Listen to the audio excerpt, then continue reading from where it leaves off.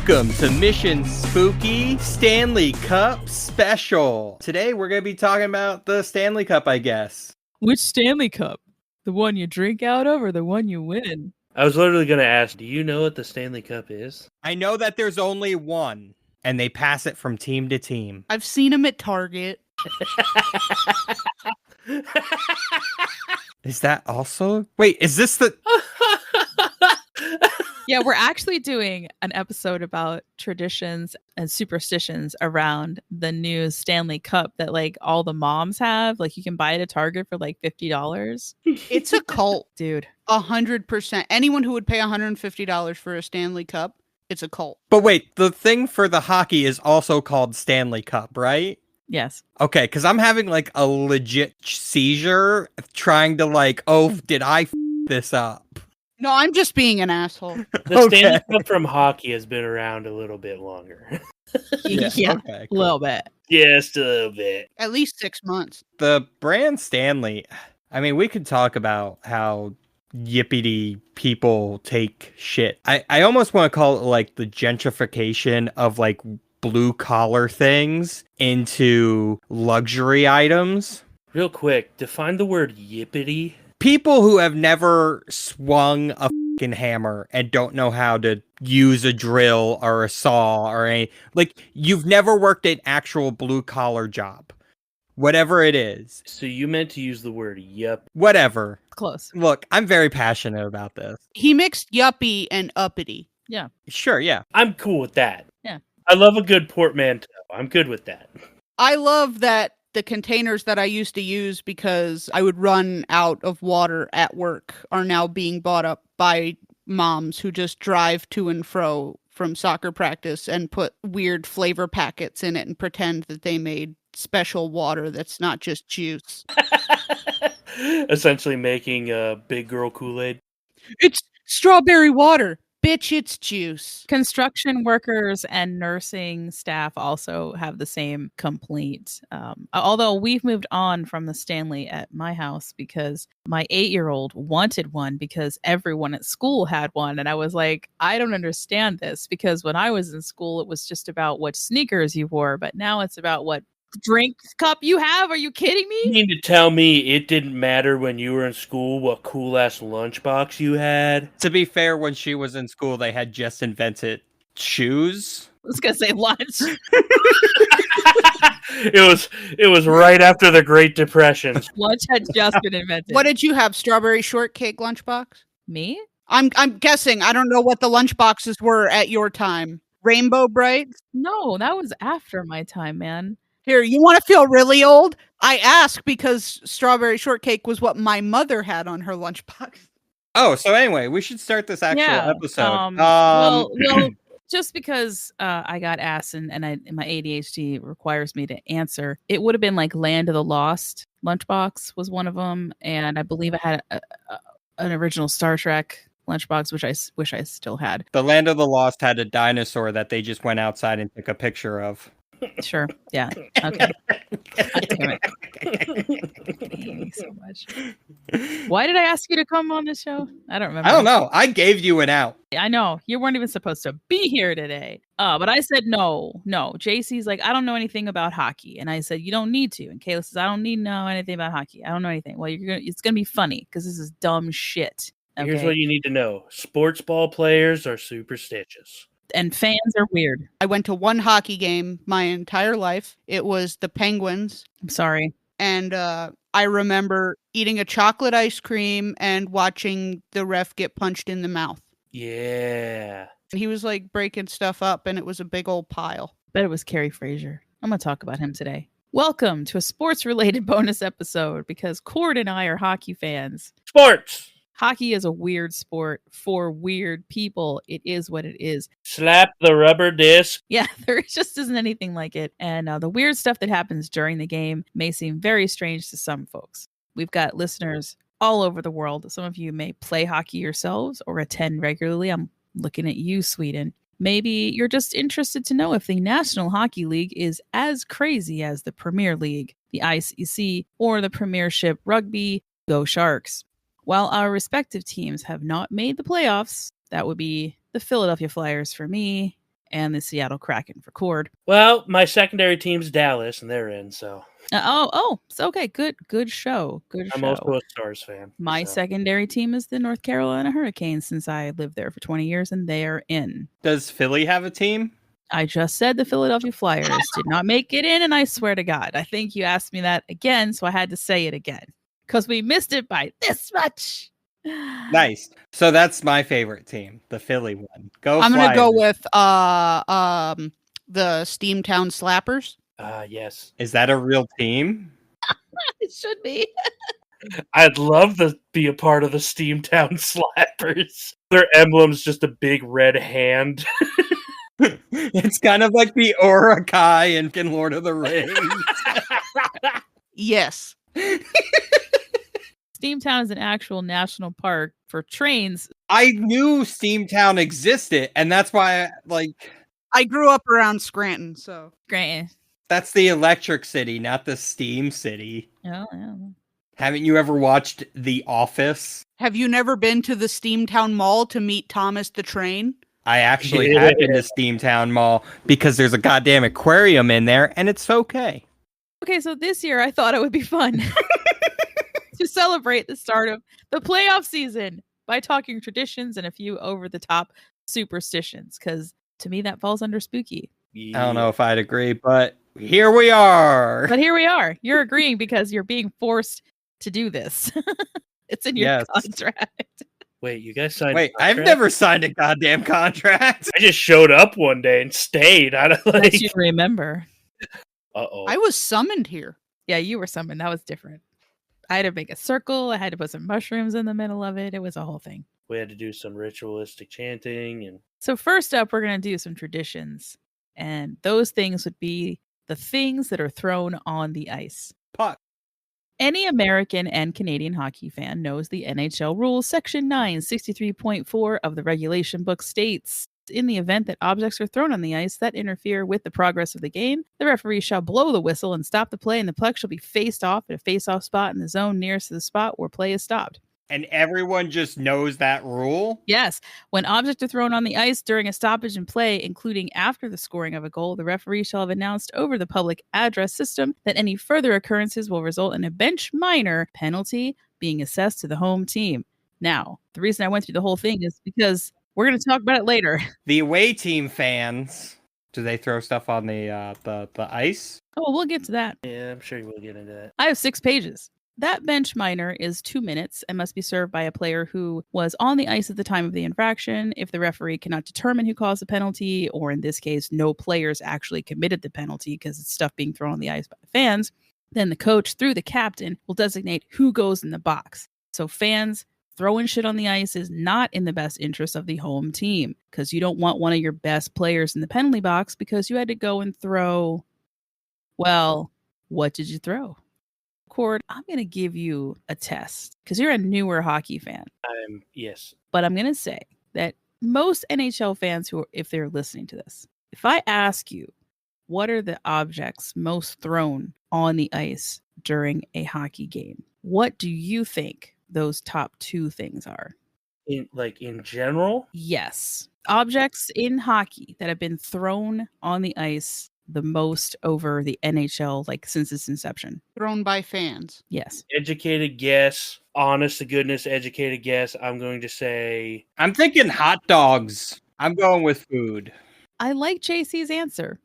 I have a whole topic on just food. Clothing, and if I had to be more specific, hats.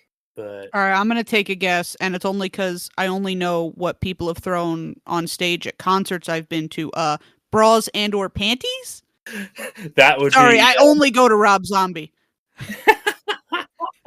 What I can't believe is that the 2 people who claim to know nothing about hockey have actually at least answered 2 things that have been thrown on the ice. I hope it was hot dogs and panties. Together. Okay, Cord, you got hats. Hats for hat tricks. We'll get into that. We're going to get into that right away. But then the second most thing thrown by fans in the NHL are octopuses. I'm sorry, what? Where are they getting these octopi Like from? a live octopus? They're dead octopuses. I have Aw. actually heard. And that is a tradition from one team in particular that winds up causing a whole bunch of other weird ass traditions to follow. Let's talk about the hats though, because those are easier to clean up. The hat trick in hockey. There's also hat tricks in other sports, and it runs the same way, but we're just talking hockey today. So what the heck is that? Why does it happen? And where did it originate? Well, there are different kinds of hat tricks recognized by fans of the NHL. So 3 of them in particular. There's a bunch of other ones that have grown up around, like the Mario Lemieux hat trick, etc. I'm not talking about any of that shit. Yeah. Natural hat trick is where a player scores 3 consecutive goals in a game with no other player scoring in between. Then the hat trick is where a player scores 3 goals in a game with other players scoring in between. And then there's the Gordie Howe hat trick, made famous by Gordie Howe, where in a game a player gets a goal, an assist, and gets in a fight. That one happens pretty often. And then there's the Philly hat trick. We like to call it the Dave Schultz hat trick, where you get a major penalty, a fighting major, and a game misconduct all in one game. Yeah, baby. I like that one. The brawler hat trick. Yeah, buddy. Yeah. So when a hat trick is done, the top 2, the natural hat trick and then the regular hat trick, that's when the hats rain down from the fans onto the ice and they have to be collected by the ice manager. Commentators always make a big deal out of it. Yeah. They'll sit there and scream, "It's a hat trick! You got it! Yeah!" Yeah, it's fun. It doesn't happen very often, so it's pretty cool. You have to be real hot that night to get a hat trick legit. So the phrase hat trick doesn't come from hockey, though. In 1858, during a cricket match, and now I'm about to get extremely UK on your ass, bowler H.H. Stevenson, playing for an all-England squad against a team from Hallam, South Yorkshire, took 3 consecutive wickets at Hyde Park Cricket Grounds in Sheffield, meaning that he hit the wooden stakes behind the batter 3 consecutive times. A collection was taken up and used to buy a hat that was presented to Stevenson in recognition of his accomplishments. I mean, that is an accomplishment. It is. That's some accuracy. So, what happens to all those hats, you might ask? What happens to all those hats? Well, I'm glad you asked, Cord. Every team has a different policy. My beloved Philadelphia Flyers have been putting hats on display in the concourse at the Wells Fargo Center since it opened up in 1996. Long since full, they've been now adding displays to the ceiling to accommodate the 600 plus hats they sweep up per hat trick. Fun fact, Rob Zombie just takes all the bras that get thrown on stage and ties them into one big long rope. He brings them out and shows it to people. Okay. He uses it to pull his trailer behind a store bus. Now, each section in the Wells Fargo Center includes a label commemorating the player and the date. In Boston, the Bruins player chooses the hat they like the most, signs it, and that's added to a celebratory wall of hats. The Columbus Blue Jackets, who we've talked about in our episode last year on haunted stadiums, they keep their hats in a large glass bin with a hockey board motif that has the player's name and dates affixed to the outside of it. So they also commemorate them. They display their hats. Yeah, and in 2014, the Washington Capitals, who successfully beat my Philadelphia Flyers and are now in the fucking playoffs, I hope they horribly, installed a display in the concourse. Whoa! The Capitals are in? Oh my god. Yeah, by a thread. No way. They say that I go too far with my commentary. Shit. It was a little harsh. No, I'm just kidding. I love Alexander Ovechkin. We make exceptions for hockey?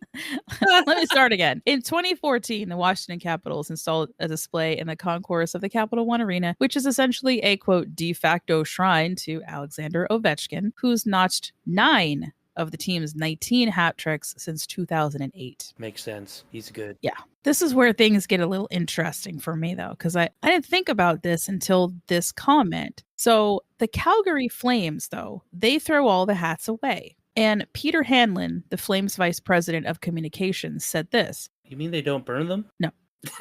Just like anything else thrown on the ice from the stands, once it hits the ice, we consider it contaminated with sweat and other bodily fluids. Nor do we know where the hat was prior. It would be inappropriate to donate such an item to charity or to collect in a visible area for our fans. Wimps. And then I thought, bodily fluids, huh? And then you think about all those, quote, shrines to individual players in some arenas. And I'm like, are we creating magical altars for sports figures with sweaty hats? My first thought was, has dude never heard of a fucking washing machine? But Well, yeah, there's that too. Yeah, the Calgary Flames are the only ones who throw it away. If you go online, you can find your team and figure out what they do with the hats. A couple teams have been collecting them to put on display at a later date. I know the Hurricanes were one team. Like, they just haven't figured out what the hell to do with them, you know? Yeah, so anyway, hats, man, easy to clean up. But then that brings us to the octopuses. And for me, this is one of the, like, craziest freaking. I mean, it makes sense when you know the story. Does it? Mostly during home playoff games, the Detroit Red Wings fans will throw dead octopuses on the ice after the Red Wings score the first goal. This tradition was started by store owners, the Cusimano brothers. They viewed the 8 octopus tentacles as representing the 8 wins needed to hoist the Stanley Cup during the original 6 era. Today, you'd have to win 16 games to get to the Stanley Cup. Right. So they went 8-0 to win the cup in 1952. Wow. So Detroit just clung on to, pun intended, the octopus as the mascot. They went all in. They call their mascot Owl the Octopus. Now, I'm going to talk about a little bit of possible superstition here. So Owl the Octopus, he gets a big, like an inflated looking octopus. He gets hoisted to what was then Joe Louis Arena, right? And then after it was 8 games, went to 16, they just put 2 of them up there, right? And he's named after Al Sabatka, I think is how you say that, the former ice manager of what is now the Little Caesars Arena, where the Red Wings play. He gets fired in 2022 for peeing into a basement drain that went directly into the sewer. What? He would have gotten away with it, except one of his coworkers happened to be walking by. It was the goddamn kids and their dog. Now, the sad part is that Al spent 50 years of his life working with the Red Wings. He started when he was 17. And he was suffering from major prostate issues. So it was a matter of he was in the arena basement and he didn't think he was bothering anybody or nobody would see him. He's like, I'm having an issue and I'm not making it to the bathroom. This is not good. Oh, well, you know what? The drain's here. It goes directly into the sewer. I just got to do this because I don't want to, make a mess of myself. One individual, a dude, happened to be walking past and saw him taking a whiz. Dude gets in trouble and they fire him. Well, he's now 72 years old and he has filed suit against the Red Wings for termination due to age discrimination and not considering his health, yada, yada. Well, and weirdly enough, the man who reported him suffered an octopus-related death. That would have been funny. Considering all the dead octopuses that this poor dude had to clean up over 50 freaking years of, Red Wings BS. He becomes an octopus-based supervillain. Yeah, I swear, right? Some of the fans are now saying that Detroit's not making the playoffs for the 8th consecutive season this year. Thanks to, I just want to say that the Flyers losing to the Washington Capitals is what kicked the Detroit Red Wings out of the playoffs. Really? I think it's hysterical. That's funny. Oh, man. Okay. The whole thing is that Mike Ilitch, the owner, that he's brought some bad luck into the stadium, and now his poor leadership choices and firing poor Al because he was just in an emergency situation and had to take a leak. Like, you know how it is. You know how these things are. The people will find any reason to be like, oh, see, they fired Al, and now they fired him in 2022, and now once again we haven't made the playoffs. There really is a lot of that in sports. Right. Yeah. And we talked a little bit about that in the Curses episode. So Detroit's not the only team that throws animals on the ice, though. And I'd like to say dead animals, but that's not the case either. Oh my God. Because in a video that you all have to go watch at some point, in 1988, a live chicken was hurled onto the ice during a Los Angeles Kings game. My guess was live pig. I was so close. That would have been impressive getting that over the barrier. Right. A pig? Can I ask what, did the chicken live? Yes. Good. No, they immediately ran it down and beat it with the sticks. Dude, if it's being thrown into they stop pretty goddamn quick, but depending on where they threw it, and they're throwing a chicken, they have wings, but they're throwing it onto ice, it could get injured and die. No, there's still a lot of hazards, asshat. No, I'm. How dare you insult me? Relax, man. It was a joke. It was a bad one. I care about chickens. What can I say? I love me some cock. So do I.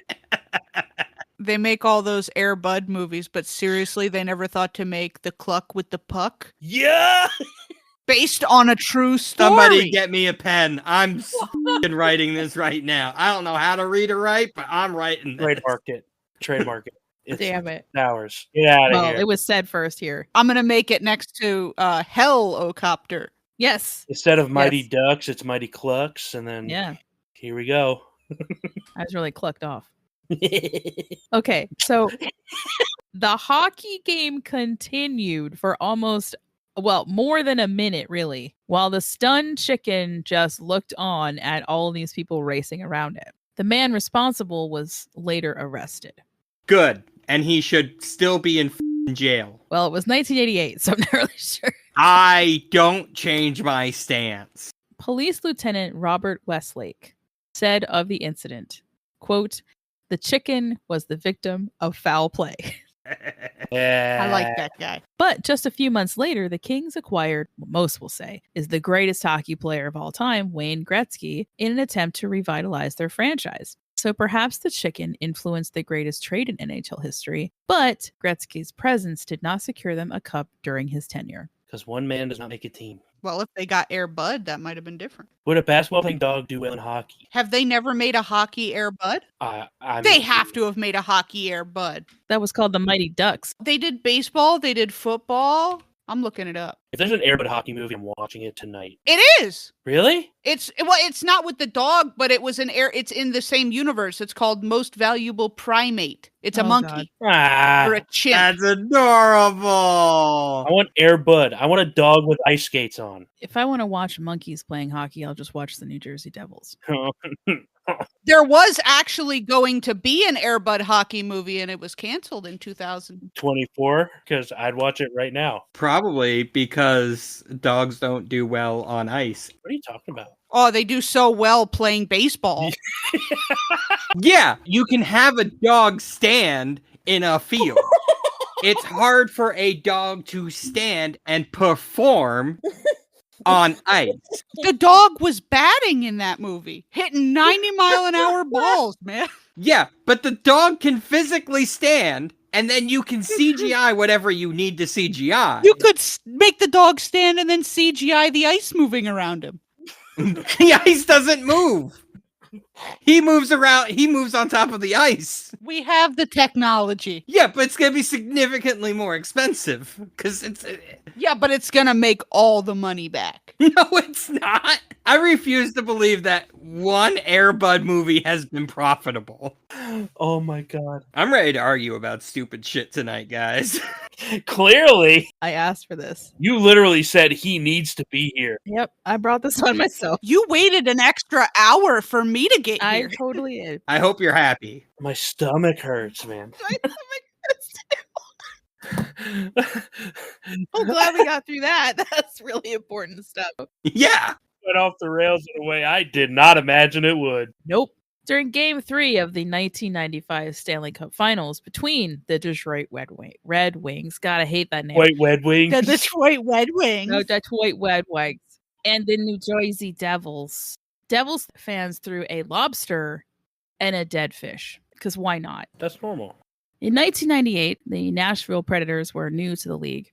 They didn't have any history to draw upon. So, taking inspiration from the Red Wings, in 2002, they began chucking catfish onto the ice at Bridgestone Arena. It's so stupid. I know.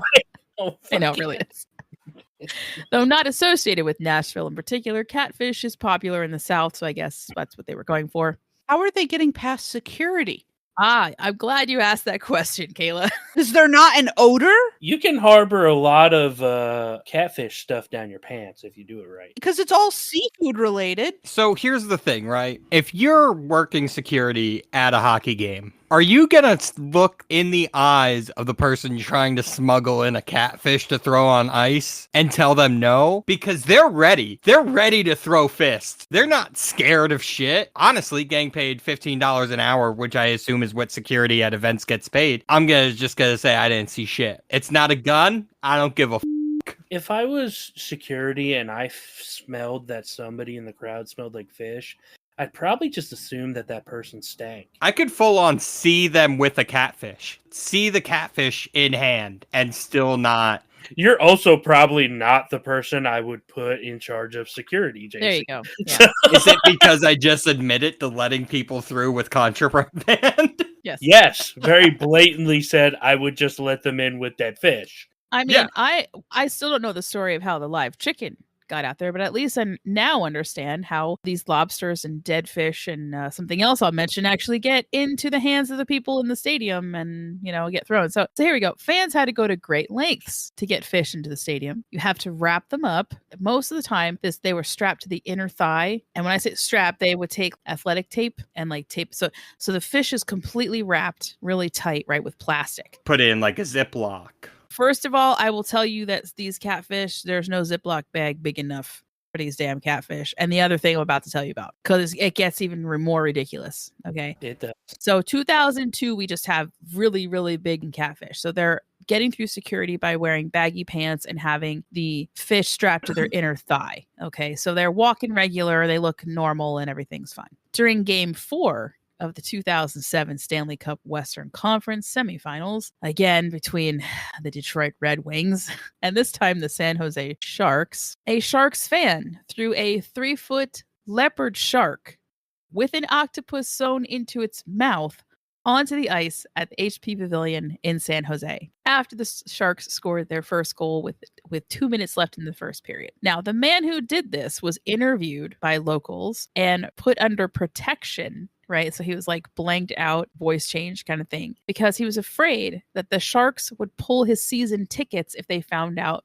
who he was. He had smuggled the Sharktopus in, again, exactly like I said, wrapping it up really tight, wrapping it around his thigh, and donning baggy pants. He claimed that it was super fresh, and so there was no smell. Go straight from the docks to the hockey rink, you keep it on ice the whole time. Right. And you're sewing that octopus in the mouth on the way there. So, makes sense. Okay, so let's move on to animals thrown but not real. All right. Florida Panthers Scott Mellenby, who used to play for the Flyers too, he had a run-in with a rat in the locker room during the home opener of the 95-96 season. Okay. Mellenby dispatches the rat, and he goes on to score 2 goals that night in a 4-3 win.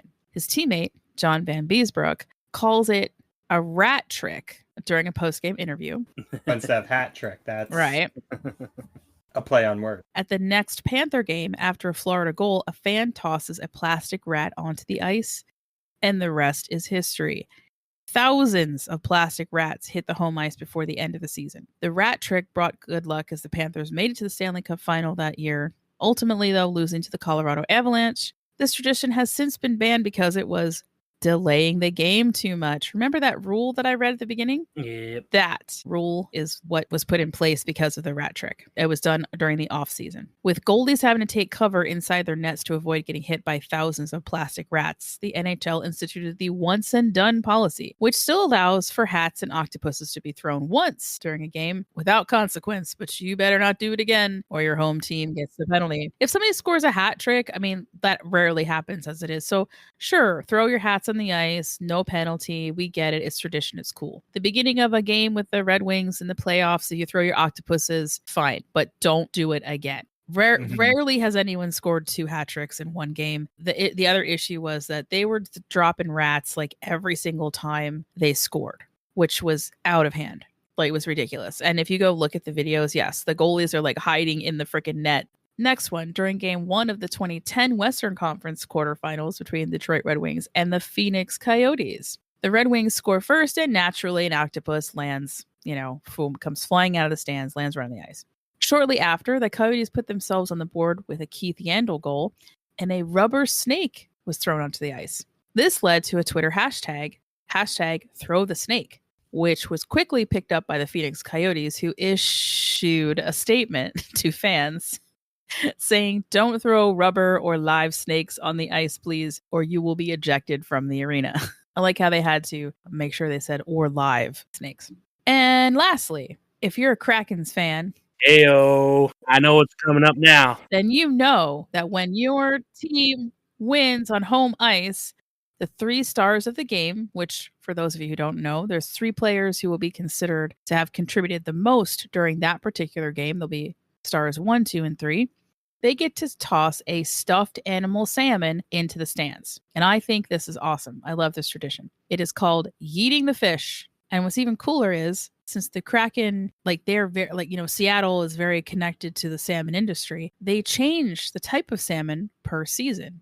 So for this year, it was the coho salmon. Last year was the sockeye salmon. And the inaugural year was the bright pink salmon. And that's literally a stuffed animal that gets thrown into the stands to be caught by fans. So I like that. That's cool. All very good salmon. Right? All salmon is good. Yummy. Now, you guys had guessed that food gets thrown onto the ice, and you're correct. Former Ottawa Senators goalie Andrew Hammond was nicknamed the Hamburglar when he went on an incredible streak of 21-2 to push his team into the playoffs. That's 20 wins, 1 loss, 2 ties. He earns this moniker, and the fans decide that they're going to honor the 27-year-old goaltender by throwing hamburgers onto the ice.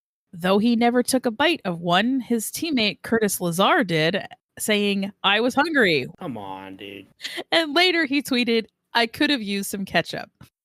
The hot dog incident was 2013, and that was a contest between the Boston Bruins and the Jersey Devils. A fan tossed a hot dog at Tyler Seguin as he was taking his turn in a shootout. The hot dog caused the shootout attempt to be called dead, basically, and the referee let him do it over again. He scored the second time around, and the Bruins ultimately won the game. And then in 2006, during the Stanley Cup playoffs, during the opening round series between the Red Wings and this time the Edmonton Oilers, an Edmonton radio host suggested that they throw Alberta beef on the ice before the game. That's very specific. It is, because it's Alberta, Canada, and they're known for their beef. And so Oilers fans continue throwing steaks even at away games, resulting in several arrests at away cities. Fair. And lastly, I just going to mention a few of the best objects, the most epic things to be thrown on the ice. So sometimes jerseys get thrown by the fans. And unfortunately, this happened at the end of the Flyers' late season collapse this year when they were visiting Montreal, and the Canadiens absolutely crushed us, resulting in a Flyers fan in the stands throwing their jersey onto the Bell Center ice. Yeah, they were so angry. That's a really expensive decision to make. It is. And I'm sure they probably asked for it back later because, we wound up, A $250 shirt. possibly, yeah, unless it's a knockoff. Maybe that's why you did it. Yeah. If you're buying it legit, that's a $250 Yeah, shirt. oh yeah. No, I would never throw my jerseys away. I'm sorry. Not on your life. No. I've spent way too much money on them things. This one's hysterical. Sticks thrown, but not just any stick and not just at any one. That referee I mentioned earlier, Kerry Fraser, he was infamous for making really terrible calls. And in 1991, he had a series of bad calls against the LA Kings, which sent Tom Webster, their coach, pretty much off the deep end. Webster picks up a stick from behind the bench and he threw it javelin style right at Fraser. The Kings were fined $10,000 and Webster was handed a 12-game suspension. 12 games, that hurts. Yeah, 12-game suspension for the coach. So that recently happened to our coach of the Flyers, John Tortorella. He got 2-game suspension, which meant that he cannot even come near the freaking arena. Your 2 assistant coaches have to take over for you. So 12 games, that's a lot. Robbie Ftorek played in 334 NHL games, but it's his time as a coach for the Jersey Devils that he's really known for. And this is one that I suggest if you're a hockey fan, you go back and you watch this. Jay Pandolfo of the Devils is trying to race to get the puck to nullify what's called an icing. If you know, you know. He face plants into the boards, obviously very injured, gushing blood. The ref does not call the play dead, which that's a whole other problem this year too, of injured players not having the play called dead. And it goes on, but this was pretty bad because the Red Wings went and took possession and scored. It was Martin Brodeur was in net at the time, and he was like, I just figured they were going to call the play dead because obviously Pandolfo's bleeding all over the fucking ice. They didn't challenge that. Yeah, this is before challenges were even allowed. Challenging a goal, for example, is brand new. See, I didn't know. So Ftorek, the coach, he completely loses it and picks up a player bench that's not nailed down, and he throws it onto the ice. Oh my God. He was ejected from the game and suspended for 1 game for throwing an entire bench. Yeah, I could see that. Yeah. Poor Pandolfo needed 84 stitches. So that's how serious he was injured. Shoot. Yeah. Okay, so 2008, we got the Jersey Devils and the Philadelphia Flyers. Hell yeah. And the score is tied. Goes into overtime. The Flyers look like they've got the game-winning goal, but then the goal is reviewed and called back. And a Flyers fan decides that they're pretty pissed off about it, and they throw a smoke bomb onto the New Jersey Devils. Ninja technique. Yeah. It's kind of cool. The video shows a Flyer like skating through it. Like the play is already dead, but he's like skating through the the smoke, and it looks pretty cool. But anyway, That's funny. you think that's where it ends, right? Because that's funny enough. But the Flyers fan throws a smoke bomb onto the Devils' ice, and it slides across and lands right next to backup goaltender. When the Flyers arena announcer, good old Lou Nolan, he's asked the fans, "Can you please point out the person who threw the bomb for obvious safety reasons?" The Flyers fans immediately pointed to an innocent man wearing a Jersey Devils shirt because Philly don't raise no snitches. Oh my god. It was that bag in the Devils jersey. He did it! And that brings me to the last one, and one of my favorite ones, and Kayla got this one. After the Sharks, Jeff Cowan netted his second goal during a Tampa Bay Lightning game. An excited fan threw her bra onto the ice. Woo! Jeff was later dubbed Cowan the Bra-barian. Dear Lord. That's beautiful. Responses from fellow players that night were, quote, "It must have been a nice goal," and, quote, "I like to see that. The game needs more of that." Now, besides throwing things, we have touching things, or shall I say, don't touch or hoist the trophies leading up to the Stanley Cup. Cord, do you know about this tradition? Kinda. I've heard it referenced, but I don't really know too much. All right, so you've got 2 conference trophies that teams will win before facing off against each other in the Stanley Cup playoffs. That's the Clarence Campbell Bowl for the West and the Prince of Wales Trophy for the East, because we're special. I just love that. I love that the East has like the hoity frou-frou trophy, the Prince of Wales. Players feel that the Stanley Cup is the true championship trophy, and so the only one to be hoisted or touched should be that one. The superstition, however, holds no water, because over the years, both the Campbell Bowl and the Prince of Wales Trophy have been touched and hoisted by several different captains over the years. And what we find out is that there's a 50% chance of winning, regardless of whether or not you touch the damn thing or not. Conference trophies, not so spooky. But the curse of the President's Trophy, that's real. El Presidente. The President's Trophy is awarded to the team with the best regular season record, which also gives them home ice advantage for the entire playoffs. They earned it, right? This year, that's the New York Rangers. Starting this week, they hope to break the curse that jinxes its holders to playoff failure. And this curse is not a joke, as it's been a decade since a President's Trophy winning team, the 2013 Chicago Blackhawks, went on to win that year's Stanley Cup. As a matter of fact, since the President's Trophy inception in 1986, only 8 teams have ever won the Stanley Cup, having also won the President's Trophy. 8 teams have been kicked out of the playoffs in the first round, and 3 teams have lost in the Cup finals since 1986. Only 8. Wow. But like, isn't that like 20%? What's your point? That's a decent percentage of like. In sports, home field advantage is supposed to be a big thing that matters Right. a lot. I mean, I guess. This is also every single team who wins this trophy is going into the Stanley Cup as the top seed team. Yep. As in the team that is most likely to win. Right. Yeah, so then every other coach and team is watching all their plays and planning accordingly. But you do that all season anyway. Yes, JC, this is how sports works. Yeah, that's how sports works. This doesn't seem weird to me. How many Super Bowl people win from like one year to the next? If you're the top seed, you start against the worst team in the tournament. Yeah. So, like, you're going against the teams who are, like, the least likely, at least the ones in the tournament, to beat you. Like, obviously, if you're in the playoffs, you are a competent team, right?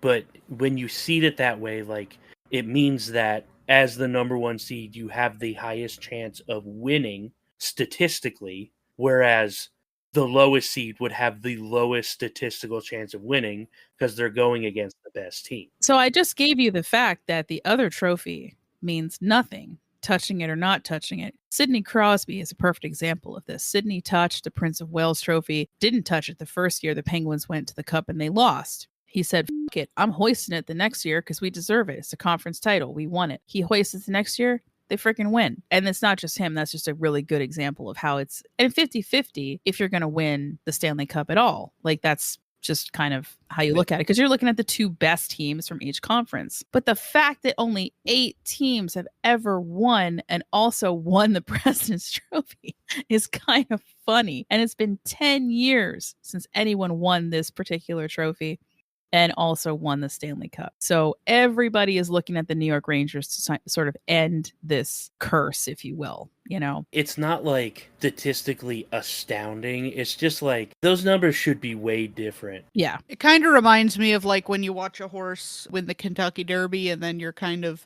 waiting to see if he gets the Triple Crown. Kinda, yeah.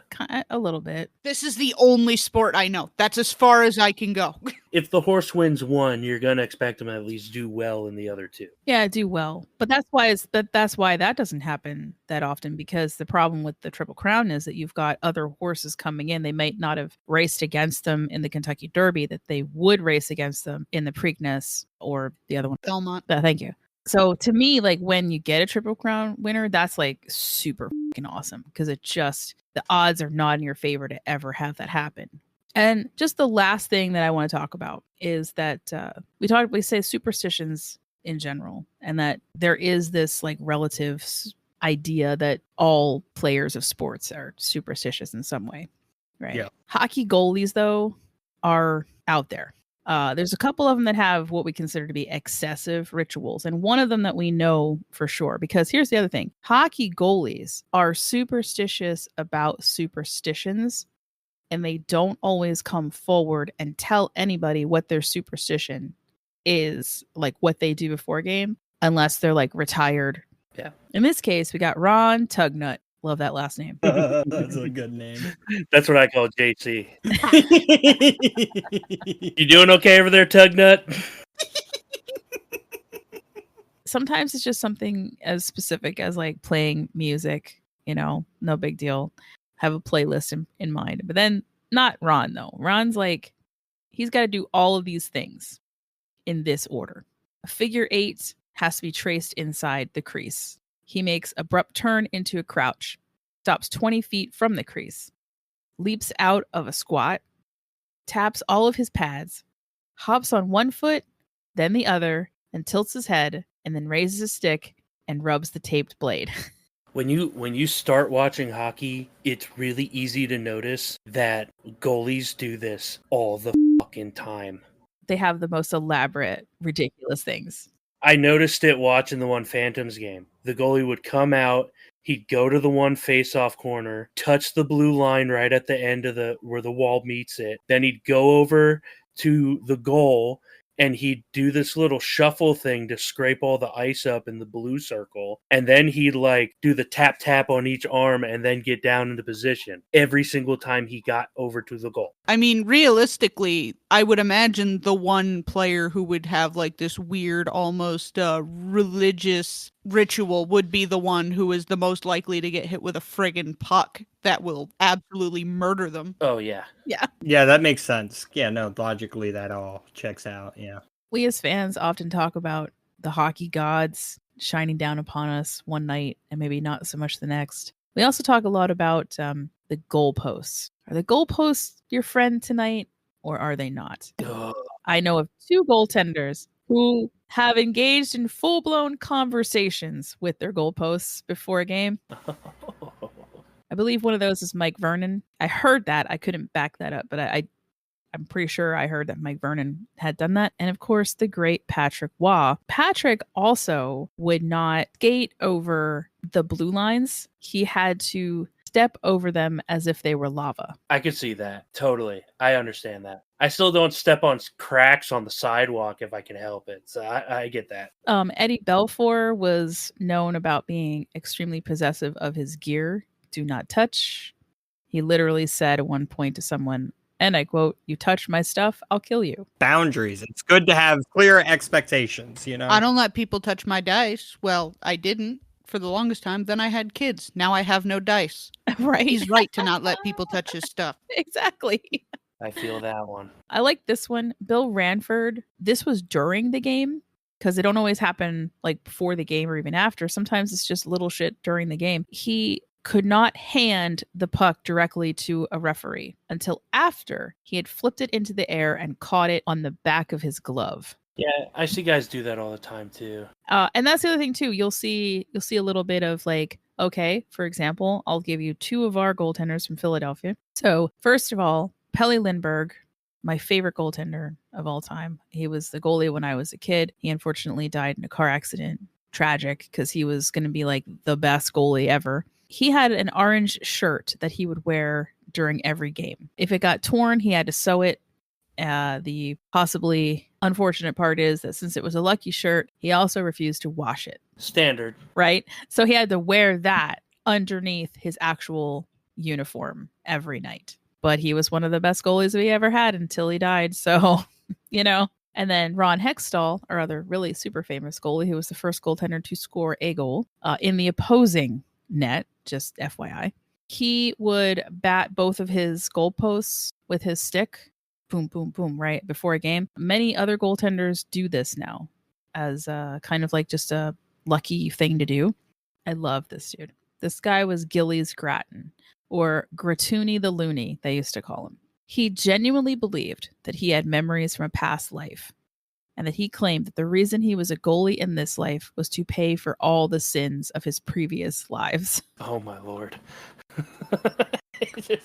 I must take this punishment. One of the past lives he claimed to have was as a Spanish soldier during the Inquisition who was run through with a spear, which is an explanation he gave for abdominal pain that he had. Another previous life, he claims that he was an executioner who stoned people to death. Oh my god. And that's why he had developed a fear of the puck as he began to dodge them instead of actually blocking them. Where did he come to this conclusion? Just it is what it is, like there's some spooky shit in here. There's a goalie who thinks he's living his past lives. And then one that's just kind of so weird. Glenn Hall claimed that he used to make himself throw up before every single game and then drink a glass of orange juice right afterwards. Ew. I could see that. No, I get that. I understand that as a performance anxiety thing because I used to get like super nervous when I had to go up on stage and sing, but then I was okay like once I got out there. But if you'd given me the choice to vomit privately, I probably would have taken it, Just get it all out. Yeah.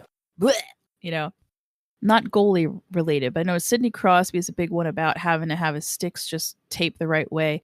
But that's a lot of them. Like they'll start to tape their stick, and if they mess it up, they got to start completely over again. Yep. Can't try to fix it. It's a thing, Wayne Gretzky could not get his hair cut if he was away. So if he was in a different city, he would not get his hair cut.